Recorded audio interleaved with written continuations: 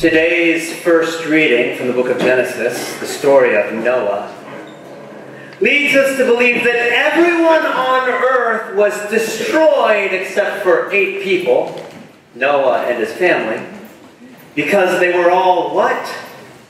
Evil. Because they were bad, very bad people. And so what did God do? Wiped them all out and started over. Today's first reading from the book of Genesis.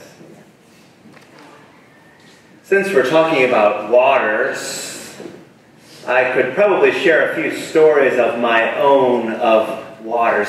I say often that I was raised in the middle of the cornfields of Ohio, from the cornfields of Ohio to the corn tortillas of Texas.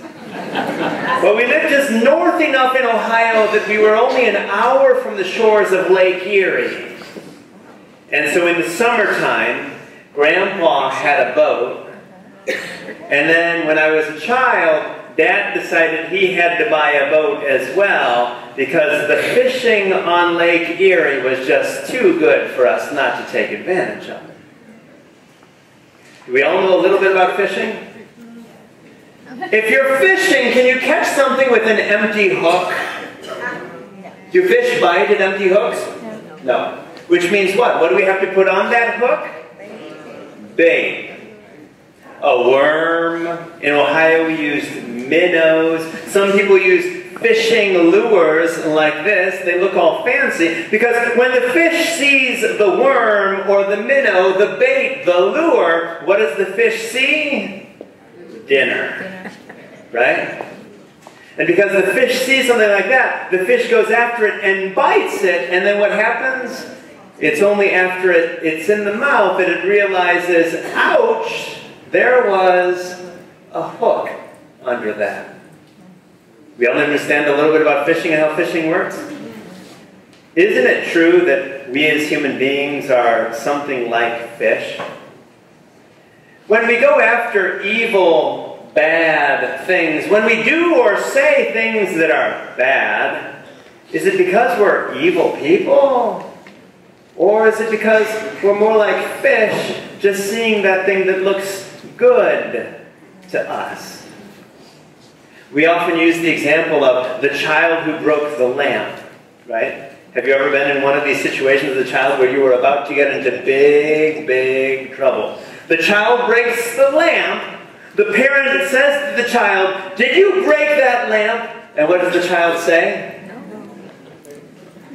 The child says, "I didn't break that lamp.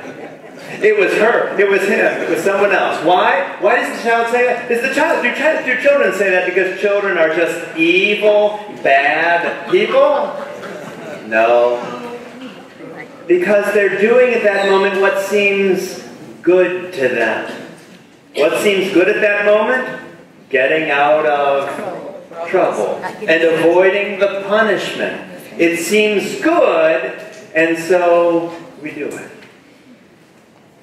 With other types of sins, why do we do them? Because we see the lure, we're attracted by the allure of sin and temptation, and sometimes we fail to see the hook.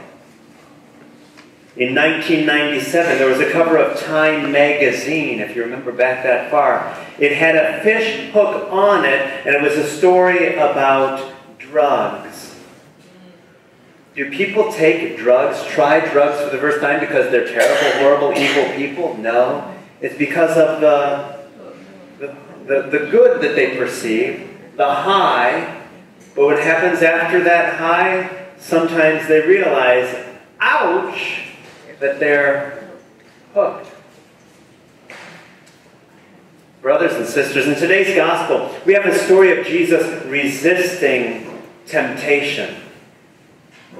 We have a story of how it was that Jesus for 40 days was in the desert tempted by Satan. So the question becomes, how did he do it?